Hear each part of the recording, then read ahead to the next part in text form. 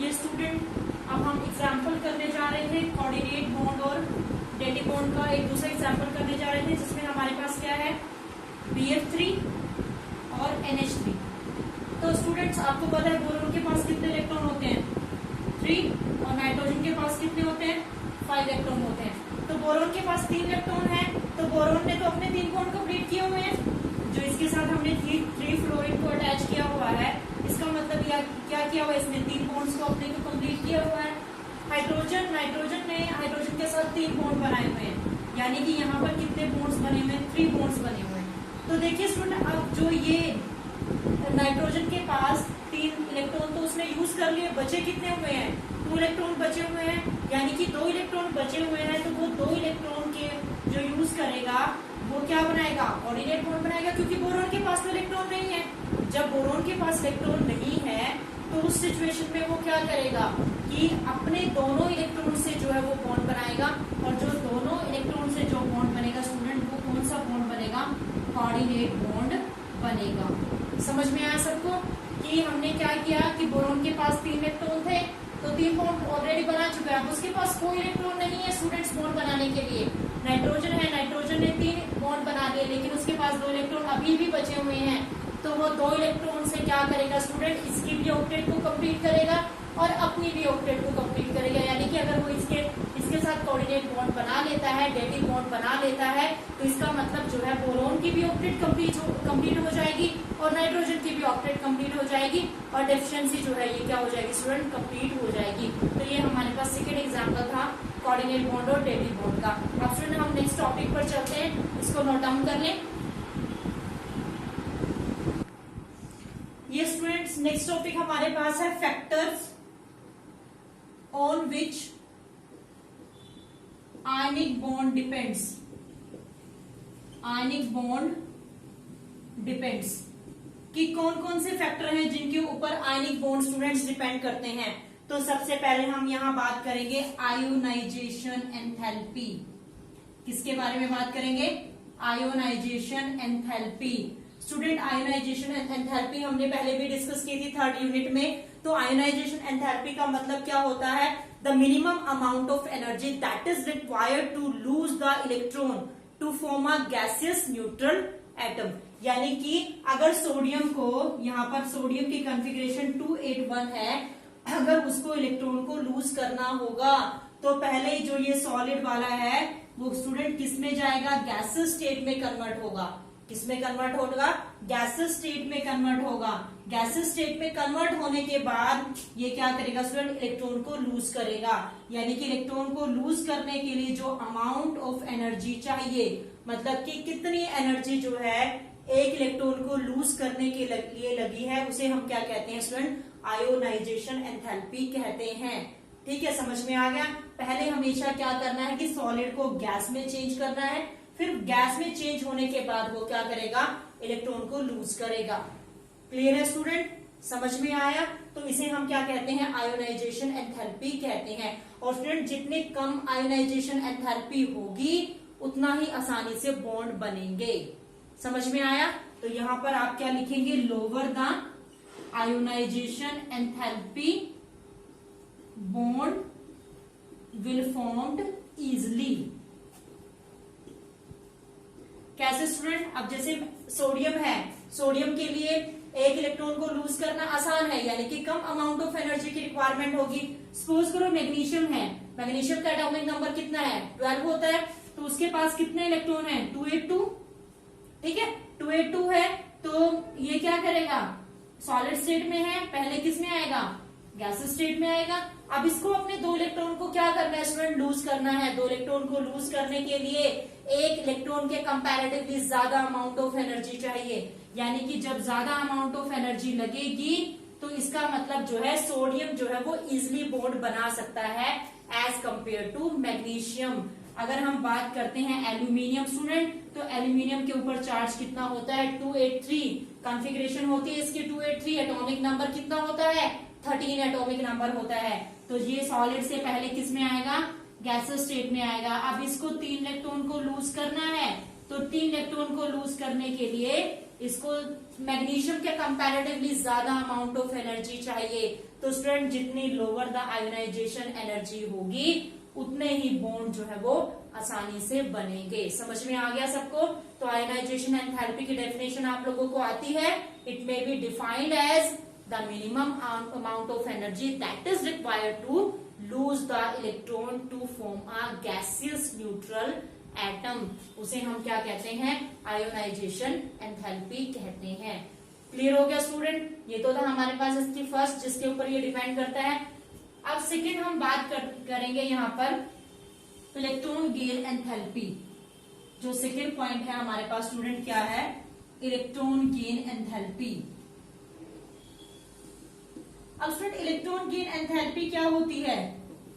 जो energy release होती है जब वो क्या बनाता है? एनायन बनाता है। क्या बनाता है? एनायन बनाता है, यानी कि इलेक्ट्रॉन्स को क्या करता है?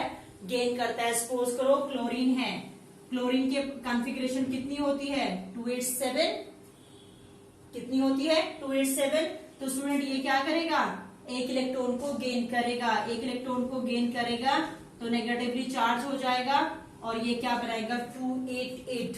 जो इसकी कॉन्फ़िगरेशन होगी वो क्या होगी? 288। तो स्टूडेंट जो है ये हमारे पास क्या है? Electron gain enthalpy. समझ में आया कि इलेक्ट्रॉन गेन एंथैल्पी क्या होगी? जो एनर्जी रिलीज होगी कब? जब इलेक्ट्रॉन को गेन किया जाएगा। गेन करने के टाइम पर जो एनर्जी रिलीज होगी उसे हम क्या कहते हैं स्टूडेंट? इलेक्ट्रॉन गेन एंथैल्पी कहते हैं। तो इसको नोट डाउन कर लें। तो स्टूडेंट क्या होगा इलेक्ट्रॉन गेन एंथैल्पी में? इलेक्ट्रॉन गेन एंथैल्पी में क्या होगा? जितनी ज्यादा एनर्जी रिलीज होगी उतना ही वो ज्यादा स्टेबल होगा। ठीक है स्टूडेंट? तो जो हैलोजन फैमिली होती है ना, फ्लोरीन, क्लोरीन, ब्रोमीन, आयोडीन, तो इनकी जो है इलेक्ट्रॉन गेन एंथैल्पी जो है वो सबसे ज्यादा होती है। इलेक्ट्रॉन गेन एंथैल्पी को स्टूडेंट इलेक्ट्रॉन एफिनिटी भी कहते हैं। क्या कहते हैं? इलेक्ट्रॉन एफिनिटी भी कहा जाता है इलेक्ट्रॉन गेन एंथैल्पी को। तो क्लियर है स्टूडेंट कि क्या होगा? जितनी ज्यादा एनर्जी रिलीज होगी उतना ही वो ज्यादा स्टेबल होगा। क्लियर है स्टूडेंट? तो electron gain enthalpy, halogen family की बात करते हैं। हैलोजन फैमिली ग्रुप 17 होता है जिसमें हम फ्लोरीन, क्लोरीन, ब्रोमीन, आयोडीन, तो जो हैलोजन फैमिली की इलेक्ट्रॉन गेन एंथैल्पी होती है वो मैक्सिमम होती है। तो ये तो थी स्टूडेंट हमारे पास सेकंड प्रॉपर्टी। अब हम बात करते हैं थर्ड प्रॉपर्टी की। थर्ड प्रॉपर्टी नहीं, सॉरी, थर्ड फैक्टर की बात करते हैं। थर्ड फैक्टर हमारे पास क्या है? Lattice enthalpy. क्या है स्टूडेंट? Lattice enthalpy. अब ये लैटिस एंथैल्पी क्या है? लैटिस एंथैल्पी का मतलब क्या है कि जो लूज करने के बाद और जो गेन करने के बाद जो हमारे पास गैसेस एटम बने थे उनको कंबाइन करने में जो एनर्जी रिलीज होगी, मतलब कि Na पॉजिटिव और Cl नेगेटिव को कंबाइन करने में जो एनर्जी रिलीज होगी उसे हम क्या कहते हैं स्टूडेंट? लैटिस एंथैल्पी कहते हैं। समझ में आया कि लैटिस एंथैल्पी क्या है?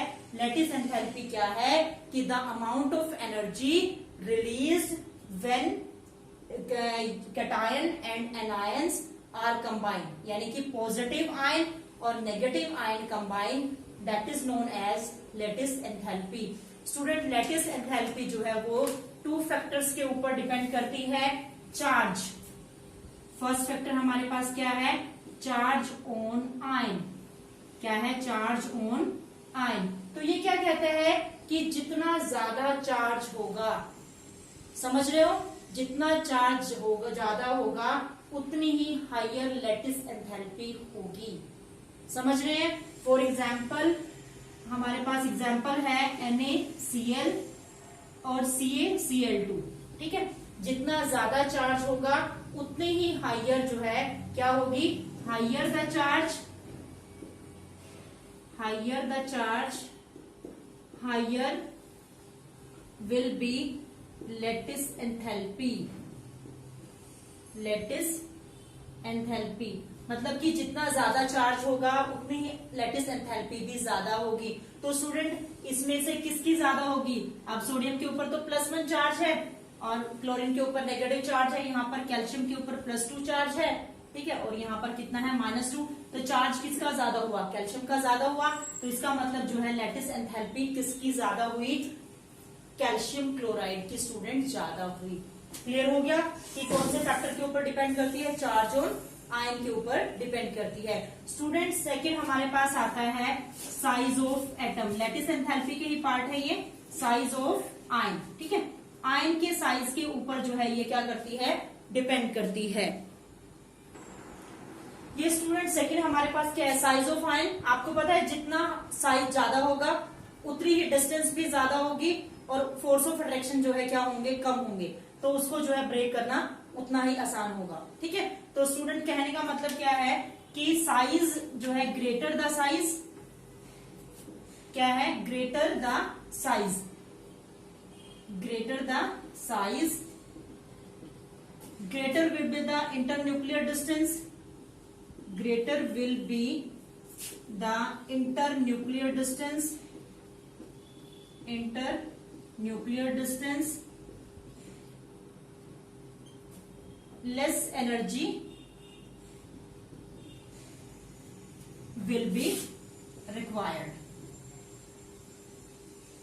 ठीक है, जितना साइज बड़ा होगा उतनी ही इंटरन्यूक्लियर डिस्टेंस भी ज्यादा होगी, उतनी ही जो है कम अमाउंट ऑफ एनर्जी लगेगी उसको ब्रेक करने के लिए। ठीक है, तो स्टूडेंट ये दो फैक्टर के ऊपर डिपेंड करती थी, साइज के ऊपर और चार्ज के ऊपर जो है डिपेंड करती थी। तो यानी कि अगर हम बात करते हैं, फॉर एग्जाम्पल अगर हम लेते हैं NaCl और NaBr, NaCl और NaBr। ठीक है, तो NaCl और NaBr में सोडियम का साइज तो क्या है? सेम है, क्लोरीन और ब्रोमीन, यानी कि क्लोरीन पहले आता है, फ्लोरीन, क्लोरीन, ब्रोमीन और आयोडीन ये बाद में आता है। तो इसका मतलब इसका तो साइज जो है वो बड़ा है, किसके कंपैरेटिवली? क्लोरीन के कंपैरेटिवली। तो यानी कि ज्यादा जो अमाउंट ऑफ एनर्जी लगेगी, लैटिस जो एनर्जी लगेगी वो किसके ऊपर लगेगी? सोडियम क्लोराइड के ऊपर लगेगी। यानी कि जितना साइज स्मॉल है उतनी ज्यादा अमाउंट ऑफ एनर्जी लगेगी, जितना साइज बड़ा है उतनी ही अमाउंट ऑफ एनर्जी भी क्या लगेगी स्टूडेंट? कम लगेगी। तो ये नोट डाउन कर लेंगे, अगर स्मॉलर द साइज तो क्या होगा? Greater will be the, smaller the size तो इंटरन्यूक्लियर डिस्टेंस भी क्या होगी? स्मॉल होगी। इंटरन्यूक्लियर डिस्टेंस स्मॉल होगी तो more amount of energy is required to break the bond. तो ज्यादा अमाउंट ऑफ एनर्जी लगेगी बॉन्ड्स के बनने के लिए भी और बॉन्ड्स के ब्रेक होने के लिए भी। तो स्टूडेंट ये हमारे पास थे फैक्टर्स जिनके ऊपर जो है आयनिक बॉन्ड डिपेंड करते हैं। उसके बाद हम नेक्स्ट टॉपिक स्टार्ट करेंगे।